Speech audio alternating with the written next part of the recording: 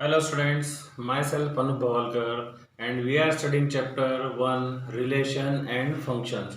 In previous lecture we learned what is relation and type of relation and then we solve some questions based on type of relation. Our next part is function. Function जो हमने last year 11 में पढ़ा था उसके basis पे हमको यहाँ पर आगे बढ़ना है।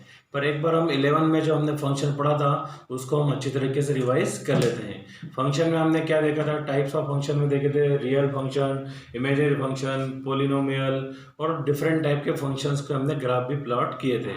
पर यहाँ पर हम बेसिकली फंक्शन क्या है उसको हम समझना चाहते हैं। उसके लिए मैं एक कंडीशन देख रहा हूँ कि मेरे पास कोई मशीन है, उस मशीन का नाम मैं दे देता हूँ एफ। और मशीन क्या होती है, मशीन में अगर हम कोई चीज इनपुट डालते हैं तो मुझे कुछ ना कुछ आउटपुट मिलता है। मैं यहाँ पर कुछ इनपुट डालूंगा और मशीन का मैकेनिज्म मुझे ऐसा सेट किया है कि f of x is equal to क्या है, एक्स स्क्वायर। मशीन का मैकेनिज्म क्या है कि f of x is equal to x square. मैं जो भी एक्स की वैल्यू यहाँ पर डालूंगा तो मुझे एक्स स्क्वायर में कन्वर्ट करके देगी। क्या बात कर रहे हैं हम, अगर मैंने किसी भी मशीन में, इस मशीन में मैंने वही एलिमेंट डाला x का तो वो मैकेनिज्म क्या कन्वर्ट करके देगा मुझे एक्स स्क्वायर। हम देखते हैं, मान लो मैंने x की वैल्यू क्या रखी 1। मैं इनपुट की बात कर रहा हूँ। इनपुट के साथ जो हम चीज के अंदर डालेंगे मशीन के अंदर दैट इज इनपुट। मशीन के बाहर जो निकलेगा वो क्या कहलाएगा, आपका आउटपुट। और उसके हम नोटेशन के ऊपर भी बात करेंगे। ठीक है, सबसे पहले मैंने x की वैल्यू रखी 1, तो 1 रखने पे क्या हो जाएगा, x की वैल्यू 1 रखी तो 1 का स्क्वायर क्या मिल जाएगा 1, मतलब आउटपुट मुझे क्या मिल गया 1। हम इसको लिखते हैं f of 1 is equal to 1। फिर मैंने x की प्लेस पे 2 रखा, x की प्लेस पे क्या रखा 2, मतलब इनपुट क्या हुआ 2, तो f ऑफ 2 हुआ। f ऑफ 2 हुआ मतलब 2 का स्क्वायर हुआ, 2 का स्क्वायर क्या हो गया 4, तो आउटपुट मुझे क्या मिल गया 4। मतलब x की वैल्यू 2 रखने पे मुझे क्या मिल गया 4 मिल गया। वैसे मैं अगर 3 की रखूं तो 3 का स्क्वायर मतलब f of 3 is equal to कितना हो गया 3 का square which is equal to 9। मतलब आउटपुट मुझे क्या मिल गया, इसका नोटेशन क्या हो जाएगा 9। वैसे मैं बहुत सारे वैल्यूज रख सकता हूँ, एक वैल्यू और रख के देख रहे हैं हम, दैट इज -1 रखा तो क्या होगा f of -1 is equal to -1 का स्क्वायर। -1 का स्क्वायर क्या होता है 1, मतलब इसका आउटपुट मुझे क्या मिल गया 1। और हम इसको कैसे नोटेशन दे सकते हैं, f of -1 is equal to भी 1 हो गया है। अब हम इसको एरो डायग्राम के थ्रू समझते हैं। मैंने जो 1 की वैल्यू रखी थी मुझे मिला था 1, 2 रखने पे मुझे 4 मिला, 3 रखने पे मुझे मिला 9 और -1 रखने पे क्या मिला 1। तो ये इमेज बन रही, मैंने जो x की वैल्यू रखने पे मुझे आउटपुट मिला, इसको मैंने नाम दे दिया अगर सेट A सेट B। और ये फंक्शन है, जो मैकेनिज्म था हमारा जिसने कन्वर्ट किया उसको हमने क्या नाम दिया f। तो 1 की वैल्यू रखने पे मुझे 1 मिला था, 2 की वैल्यू मुझे रखने पे मुझे क्या मिला 4 और 3 की वैल्यू रखने पे मुझे क्या मिला 9 और -1 की वैल्यू रखने पे मुझे क्या मिला 1। तो इसे हम क्या बोलते हैं इनपुट और ये होता है आउटपुट। अगर दो सेट हैं, इस इनपुट को हम डोमेन के नाम से भी जानते हैं। इसको हम क्या बोलते हैं, हम डोमेन। इस डोमेन के हर एलिमेंट की एक इमेज बन रही है तो उसको हम क्या बोलते हैं रेंज। जो जहां जहां पर भी एरो आ रहा है, मान लो ये सारे एरो इस पर बन रहे हैं तो ये क्या हो जाएगा आपका क्या हो जाएगी आपकी ये रेंज हो जाएगी। अब हम फंक्शन के बारे में बात कर रहे हैं। फंक्शन की डेफिनेशन क्या है, मेरे पास दो सेट है ए और बी और दोनों फंक्शन कैसे हैं, नॉन एम्प्टी सेट। और मेरा फंक्शन ऐसा है कि f such that a tends to b।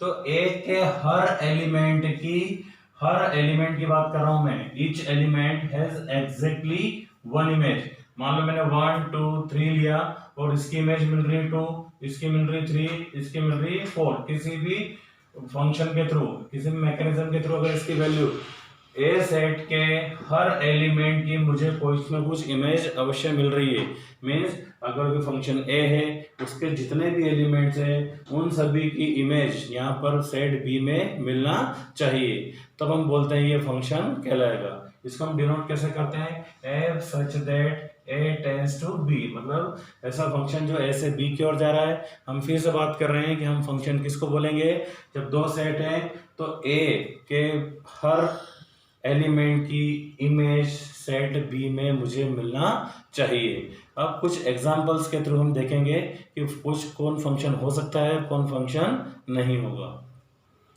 Different examples के थ्रू हम समझ रहे हैं कि जिसे हम फंक्शन बोलेंगे और किसे हम फंक्शन नहीं बोलेंगे। फंक्शन के लिए हम पहले क्लियर कर चुके हैं कि पहले सेट के हर एलिमेंट की इमेज सेकंड में मुझे मिलना चाहिए। मेरे पास सेट है और सेट भी है। यहाँ पर ए की इमेज कहाँ पर बन रही है 1 पे, बी की इमेज बन रही 3 पर, सी की इमेज बन रही 4 पर, डी की इमेज भी बन रही 3 पर और ई की इमेज भी बन रही है 2 पर। मतलब हर एलिमेंट की एक ना एक इमेज कंपल्सरीली बन रही है, मतलब मैं इसे फंक्शन बोल सकता हूँ। मुझे ध्यान ये भी रखना है कि एक एलिमेंट की दो इमेज नहीं बनना चाहिए, किसी भी एक एलिमेंट की दो इमेज नहीं बनना चाहिए, पर दो एलिमेंट की अगर एक इमेज बने तो उसे हम कंसिडर कर सकते हैं, बट एक एलिमेंट की दो इमेज नहीं होना चाहिए। तो इस कंडीशन में हमें देख रहे हैं ए की इमेज 1, बी की 3, सी की 4, डी की क्या बनी है आपकी 3 और ई की क्या बनी 2। अब यहाँ बी और डी दोनों की इमेज 3 बन रही है, तो दो एलिमेंट्स की एक इमेज बन सकती है, ये हमें ध्यान रखना है। उसके लिए हमें कोई टेंशन नहीं होना चाहिए, मतलब ये फंक्शन होगा। अब मैं सेकंड की बात कर रहा हूं, तो ए की इमेज बन रही है 2 पे, बी की इमेज बन रही है 1 पे, सी की भी इमेज बन रही है 2 पे, डी की इमेज बन रही है 3 पे और ई की इमेज भी बन रही है 3 पे। फिर वहां पर मैटर यही हुआ कि ए और बी की तो क्या बन रही है, अलग अलग इमेज बन रही है। सी की भी आपकी क्या इमेज है 2, ए और सी दोनों की सेम इमेज बन रही है 2, तो मैं ये कंसिडर कर सकता हूं। बट ए की अगर दो इमेज बनती तो हम उसे कंसिडर नहीं करते। यहाँ डी की इमेज भी बन रही 3 और ई की भी इमेज भी बन रही 3, तो यहाँ पर हम क्या बोलेंगे, ये फंक्शन होगा। नेक्स्ट हमारा क्वेश्चन है, एग्जांपल है ए की इमेज बन रही है मुझे 1, बी की इमेज बन रही है 3, सी की इमेज बन रही है 4, डी की इमेज बन रही है 2 और यहाँ जो ई है वो एम्प्टी हो गया, बच गया है, उसकी कोई भी इमेज नहीं बन रही है। तो हमने बोला था हर एलिमेंट की कुछ ना कुछ इमेज बनना चाहिए, और यहाँ पर ई ब्लैंक रह गया है, मतलब इसको हम फंक्शन नहीं बोल सकते हैं। अब यहाँ पर तो हम एक चीज देख रहे थे कि सेकेंड में एलिमेंट बच गया है, तो वो बच जाएगा तो हमें उसमें कोई आपत्ति नहीं होना चाहिए। तो बात क्लियर है कि किसी भी एक एलिमेंट की दो इमेज नहीं बनना है, दो एलिमेंट की एक इमेज बन सकती है, पर फर्स्ट सेट का कोई भी एलिमेंट एम्प्टी नहीं होना चाहिए, मतलब उसकी इमेज ना बने, ऐसा नहीं होना चाहिए। अब मैं फोर्थ वाला पार्ट देख रहा हूं कि ए की इमेज कितनी बन रही है 1, बी की इमेज कितनी बन रही है 2, सी की इमेज कितनी बन रही है 4, डी की इमेज कितनी बन रही है 2 और डी की इमेज बन रही है 3, मतलब यहाँ डी की इमेज 2 बन रही है। तो एक एलिमेंट की दो इमेज नहीं बनना चाहिए, अगर किसी भी एक एलिमेंट की दो इमेज बनती है तो वो फंक्शन नहीं होगा, ये हमें बात को ध्यान रखना चाहिए। डिफरेंट एग्जांपल्स के थ्रू हमने समझने की कोशिश करी कि फंक्शन किसको बोलेंगे। एक बार हम फिर से क्लियर कर देते हैं कि हर एलिमेंट की एक इमेज बनना चाहिए, एक एलिमेंट की दो इमेज नहीं बनना चाहिए, दो एलिमेंट की एक इमेज बन सकती है और कोई भी एलिमेंट ऐसा नहीं बचना चाहिए कि इसकी इमेज ना बने। क्लियर। अब हम किसी भी फंक्शन के डोमेन, कोडोमेन और रेंज के बारे में डिस्कस कर रहे हैं। कोई मेरा फंक्शन है f such that a tends to b, function जो a से b की ओर जा रहा है।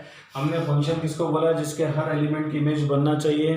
तो हम a जो सेट a के एलिमेंट्स है उनको हम क्या बोलते हैं, डोमेन। सेट a के जो भी एलिमेंट्स कहलाएंगे आपके क्या कहलाएंगे, डोमेन। सेट b के जितने भी एलिमेंट्स हैं उनको हम क्या बोलेंगे, कोडोमेन।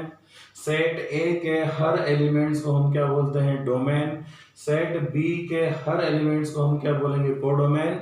और a की वजह से जो इमेज बन रही है, जैसे मैंने यहाँ पर बनाया 1 की इमेज 2, 2 की इमेज 3, 3 की इमेज 4, 4 की इमेज 5, तो जो इमेजेस है उन इमेज को हम बोलते हैं रेंज। क्या बोलते हैं हम इसको, रेंज।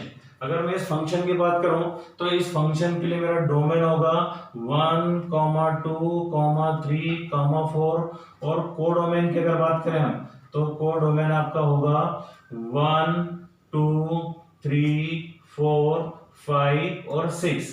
और फिर रेंज की अगर हम बात करें तो रेंज क्या है आपका, 1 की रेंज की इमेज क्या बन रही 2, 2 की इमेज 3, 3 की इमेज 4, 4 की इमेज 5।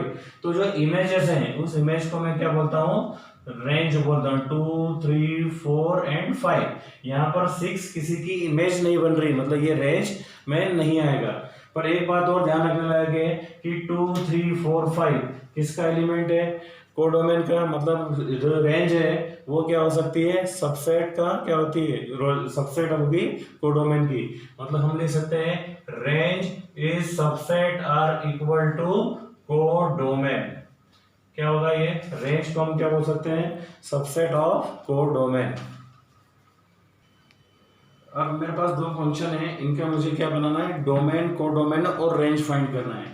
तो ए के एलिमेंट्स है ए बी सी डी और ई, और बी के एलिमेंट्स आ रहे 1 2 3 4। तो ए का एलिमेंट बन रहा है, ए की इमेज बन रही है 1, बी की इमेज बन रही है 3, सी की इमेज बन रही है 4, डी की इमेज भी बन रही है 3 और ई की इमेज भी बन रही है 2। एक्चुअली ये फंक्शन है। अब हम क्या कर रहे हैं, डोमेन की बात कर रहे हैं। हमने डोमेन के लिए देखा था, जब फर्स्ट सेट है उसके सारे एलिमेंट्स को हम क्या बोलते हैं, डोमेन। तो ये हो जाएगा ए comma B comma C comma D comma ई। फिर कोडोमेन की बात करें तो सेकंड एलिमेंट सेट के जितने भी एलिमेंट्स हैं वो सब क्या कहलाएंगे, आपके कोडोमेन कहलाएंगे। और रेंज जो इमेज है, हर एक इमेज बन रही है 1, बी की इमेज कितनी बन रही है 3, सी की इमेज बन रही है 4 और डी की इमेज कितनी बन रही है 3 और ई की इमेज कितनी बन रही है 2। तो ये आपका क्या कहलाएगा, रेंज कहलाएगा। सेकेंड एग्जांपल में देख रहे हैं, तो डोमेन की बात करें तो 1 2 3 4 पहले एलिमेंट्स, पहले सेट के सारे एलिमेंट्स को हम क्या बोल रहे हैं, डोमेन बोल रहे हैं। फिर हम किसकी बात करें, कोडोमेन की। तो कोडोमेन आपका क्या होगा, सेकेंड सेट के जितने भी एलिमेंट्स हैं हम उनको क्या बोलेंगे, कोडोमेन। तो 10 20 30 40 50 ये आपका कहलाएगा कोडोमेन। और नेक्स्ट है आपका रेंज। तो रेंज जो आपकी होगी, इमेज कौन कौन सी बन रही है, 1 की इमेज बन रही है 10, 2 की इमेज बन रही है 20, 3 की इमेज बन रही है 30, 4 की इमेज बन रही है 40। तो 10 20 30 40 ये क्या कहलाएगी आपकी रेंज। तो हमने अभी देखा कि डोमेन, कोडोमेन और रेंज। अभी हमने फंक्शंस और किसे फंक्शन बोलेंगे, उसके डोमेन, कोडोमेन और रेंज के बारे में डिस्कस किया, जो हम प्रीवियस क्लास 11th में पढ़ चुके थे। अब आगे की क्लास में जो 12th में हमें पढ़ना है, टाइप्स ऑफ फंक्शन, उसके बारे में हम हमारे अगले लेक्चर में डिस्कस करेंगे। Thank you very much.